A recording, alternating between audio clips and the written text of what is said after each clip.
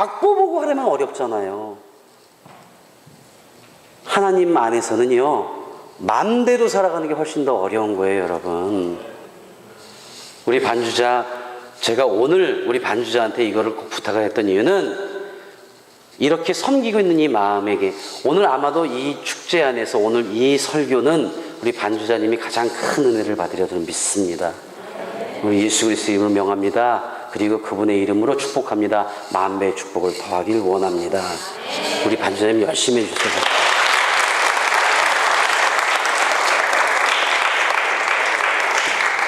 참 희한해요.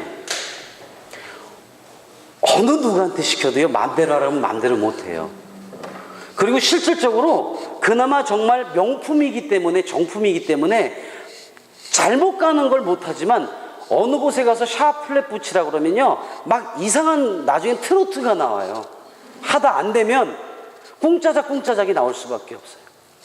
하나님은요, 우리가 태어날 때부터 각 사람에게 예쁘게 그려진 악보를 한 장씩 쥐어주셨어요. 너 삶에 이렇게 살아, 너는 이렇게 살아. 각 사람에게 악보를 하나씩 주셨어요. 그러면서 그 멜로디가 적혀있는 악보에 내가 살아가면서 경험하는 것마다, 그때마다 플루스를 하나 배울 수 있고요, 첼로를 배울 수 있고요, 바이올린을 배울 수 있고요, 기타를 배울 수 있고, 드럼을 배울 수 있고요, 그때마다 내가 경험하고 살아오고 배운 것에 따라서 악기가 하나씩 추가돼서 그 나중에 창대해졌을 때는 우리 예수 그리스도께서 직접 지휘자가 되셔서 그 곡을 지휘해 주시면 내 삶이 아름다운 화음으로 날아가는 거거든요. 근데 내가 살아가면서 거기다 악기를 잘 섬기고 잘 믿음 생활하고 내가 직장 생활하고 학교에서 공부하면서 정말 옳은 것들로 거기에 앉혀야 되는데도 불구하고 거기에 유리 깨지는 소리, 술병 굴러다니는 소리, 자동차 이상한 소리, 쇼핑하느라고 막 돈 계산하는 소리, 돈만 쫓아다니라고 쩔그럭거리는 소리, 명예만을 쫓아다니라고 밝은 소리, 이런 것들이 악기랍시고 그 악보에 그려지니까 예수님께서 그 악보를 보고 도저히 연주를 할 수가 없는 거예요, 여러분. 그게 바로 정품이 되지 않는다라는. 악보는 똑같이 받아가지고 태어났는데 이게 얼마나 아름다운 멜로디와 화음으로 돼서 이렇게 우리 귀를, 그리고 우리 마음을, 우리 생각을 바로 가게 하시, 정말 감동받을 수 있는 곡이 아니라 그것이 잘못되어져 있는, 음악인지 뭔지도 모르는 그 삶 자체가 뒤틀어져 버리는, 마무리가 언제 끝날지도 모르고 언제 시작될지도 모르는 형편없는 악보 종이 쪼가리가 되고 만다라는 겁니다. 우리가 살아가면서 잘 살아야 돼요. 올바르게 살아야 돼요. 정말 기도 열심히 하고 신앙생활 잘해야 돼요. 그 이유는 뭐냐? 바로 그 우리에게 주어진 그 각기의 악보에 정말 아름다운 소리가 잘 협연될 수 있는 그런 악기들이 매칭이 되어야 된다는 겁니다.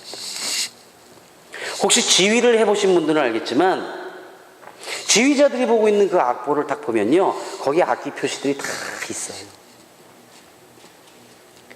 그것들이 보면은 모르는 사람들이 보면 콩나물 대가리들로 있지만 그게 동시에 쫙 부러졌을 때 화음이 확 다가오고 끝날 때 어때요? 명곡들은 짠, 짠, 짠. 그럼 박수가 자기도 모르게 탁 나오죠. 근데 악기가 막 삐그러져서 그냥 지 맘대로 굴러다니는 막 이것저것 삶의 싸움 소리, 크락션 소리, 술병 굴러다니는 소리, 돈 소리, 막 쩔그럭 거리는 소리, 그 다음에 남들에게 욕되어지는 그 욕하는 소리들이 막 섞여 있으면 그게 끝맺으면 어떻게 끝맺음이 되겠냐라는 거예요. 어떻게 박수를 받겠다라는 얘기. 진정한 정품은요, 바로 여러분의 삶 속에서 그때마다 주어진 악기가 잘못 올려졌거든 회개할 때마다 싹 지우시면 돼요. 그리고 똑같은 악기를 다시 안 올리시면 돼요. 똑같은 죄를 범하지 않으시면 된다는 거예요. 그러면 거기에다가 비워놓으면 될까요? 악기가 비어져 있는데 거기다 뭔가 또 아름다운 악기를, 잘 어울리는 악기를 치워넣어야 되잖아요. 그게 바로 회복되어짐을 알리는 악기가 들어가야 된다는 겁니다. 그러면요, 우리 주님, 여러분들이 하나님 저 이제 이 악보 이렇게 완성했어요 드리면, 오 그렇구나, 이거 4분의 3박자 왈츠로구나, 군빠빠 궁빠빠 궁빠빠, 오 너 행진곡이로구나, 딴딴딴딴딴. 여러분의 삶의 악보, 정말 잘 그려진 악보, 그것을 종이짝으로 만들지 마시고 빛의 자녀로 살아가시면서 여러분이 진짜 잘 그려진 악보, 정말 지휘하고 싶고 정말 연주하고 싶은 잘 그려진 악보로 완성시키신 여러분이 되시길 주님의 이름으로 축원합니다. 그렇게 함으로써 그때부터가 내가 정품이 되어지는 거예요. 자, 이제 정품이 되었으면 모든 것이 준비가 됐습니다. 그 악보를 우리 주님이 그려주시고 우리 주님이 주신 대로 해야지. 내가 살다가 내가 좀 높여야 되고 싶어, 내가 샵 붙여버려. 나는 좀 이만큼 떠서 살 거야. 그런 것이 하나도 오점이 없을 때 여러분들이 진정한 명품이 되어지는 겁니다. 저는 그런 생각을 할 때마다요, 한번 생각을 해보세요. 우리가 코람데오라는 말씀 많이 듣죠. 우리가 주님 앞에 섰을 때 갑자기 지금 내가 걸어가다가 이 순간에 여러분 앞에 예수님이 탁 나타나셨어요. 한번 상상을 해보세요. 여러분들이 지금까지 그려온 이 악보를 내미실 수 있겠어요, 여러분? 아직도 비어진 데가 많고 채워지지 않은 데가 많고 잘못 그려진 것들이 있는데 여러분들이 내미실 수가 있겠습니까? 하지만 우리 주님은 언제 어느 때 찾아오실지 몰라요, 여러분. 김 목사를 만나러 그곳까지 찾아오셨던 그 하나님, 바로 여러분들과 같은 하나님이신데요, 딱 나타나서 언제든지 악보를 자신 있게, 지금 저는 여기까지밖에는 안 됐어요, 하나님. 그래? 그 여기까지라도 한번 해볼까? 그리고 지휘를 해주시는 그런 모습을 한번 상상을 해보세요. 막 기쁘지 않나요? 막 흥분되지 않을까요? 딱 내 앞에 오셨어. 주님, 저예요. 너 누구니? 얼마나 황당하겠어요.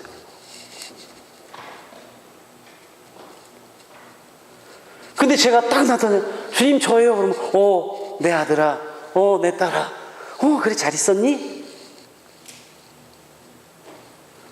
하다못해 대통령이든 여기 주지사든 도지사든 아니면 오바마 정도가 와가지고 딱서 미스터 누구 그러고 악수하면 이 동네 사람 난리가 날걸요? 안 그러겠어요? 아는 사이야? 친해. 오바마랑. 아이고야, 그 오바마보다 몇 천만 배 더 위대한 분이 나를 아는 척을 하는데 동네 사람뿐이니까 난리가 나겠죠. 그분이랑 친해? 제 어제도 간증했잖아요. 걔 아부질이야. 어제 못 오셔서 못 들은 분은 이따 설명해 주십시오. 여러분, 그걸 한번 흥분되면 생각해 보세요. 아무 때라도 어느 곳에서라도 갑자기 예수님이 나타났을 때 딱 저예요라고 떳떳하게 이야기할 수 있는 사람이 되어야 됩니다. 그게 바로 빛의 자녀고 그게 바로 명품이 되는 순간이죠. 내가 정품으로 준비되어 있었기 때문에 우리 주님 나타나셨을 때 저예요, 그래, 이렇게 안아주시고 알아주실 때 바로 명품이 되는 거거든요. 근데 정품으로 준비도 안 되어진 상태에서 저예요, 누구냐? 바로 짝퉁이 되고 만다는 거죠. 굉장히 가슴 아픈 얘기거든요. 내 딴에는 새벽 예배 열심히 나왔어요. 내 딴에는 정말 열심히도 기도했어요. 내 딴에는 정말 교회에서 죽을 똥살똥 봉사했어요. 내 딴에 헌금도 열심히 했어요. 그런데 실질적으로 생활 속에서, 삶 속에서 크리스천으로 살아가지 못하는 모습들이 그때그때 비춰졌다면 그 모든 노력은 허사가 되고 만다라는 겁니다. 균형이 있어야 돼요. 정말 예배 드리면서 그 감동받고 정말 내가 물질로 많이 드리면서 그것이 마지못해 드리는 것이 아니라 기쁨으로 드리고, 봉사를 할 때 이게 사람들을 위한 봉사가 아니라 하나님께 영광 돌리기 위한 많은 사람들을 섬긴다는 자세로 봉사를 하고 그 모든 것을 갖춘 상태에서 살아가는 그 삶 속에서도 그런 모습으로 비춰지고 살아간다면 그건 바로 정품으로 준비되어서 언제 어느 때라도 우리 주님 나타나실 때 주님 접니다, 그래, 안아주시는 순간에 명품이 되는 걸 믿으시기 바랍니다. 얼마나 아름다워요. 저도 간혹 그런 생각을 해봐요. 지금 이 순간에 내가 기도하는 순간에 앞에 나타나셨을 때 어떤 날 많이 화가 나서, 어떤 날 정말 힘들어서, 근데 그때 나타나시면 저는 저예요라고 못하고 이렇게 도망갈 것 같아요. 숨어버릴 것 같아요. 근데 그 찬스가 또 언제 올지 모르잖아요. 아깝잖아요. 그래서 차마 그렇게 못 사는 거예요. 그래서 맨날 하나님 만난 사람으로 살아서 그 기쁨을 맛보려고 하는 거예요. 그 기쁨이라는 것, 예수님과 나와의, 그 우리 주님과 나와의 관계가 어떻게 형성되어져야 되는가? 그것은요, 오늘 제가 말씀을 한 절을 좀 더 함께 나눌까 합니다. 마태복음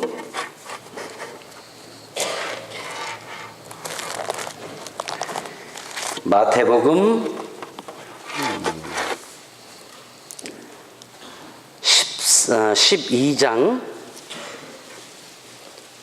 46절부터 그 이하를 함께 보시겠습니다.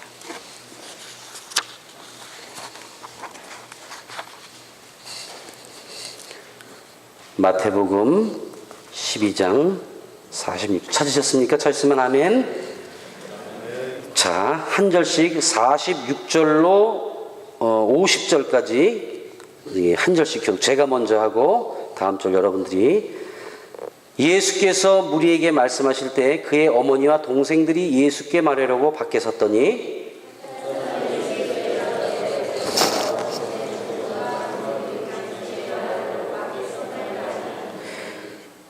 말하던 사람에게 대답하여 이르시되 누가 내 어머니이며 내 동생들이냐 하시고,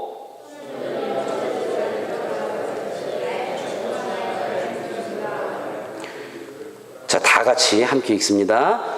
누구든지 하늘에 계신 내 아버지의 뜻대로 하는 자가 내 형제요 자매요 어머니이니라 하시더라.